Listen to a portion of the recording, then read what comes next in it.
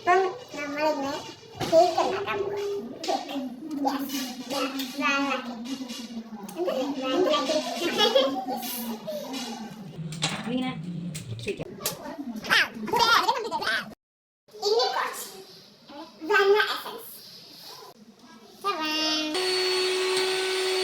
ഇടണം. നമ്മൾ കുറച്ച് പഞ്ചസാര നേരത്തെ ഇട്ടു.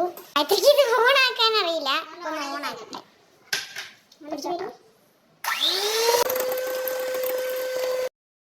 മൈദ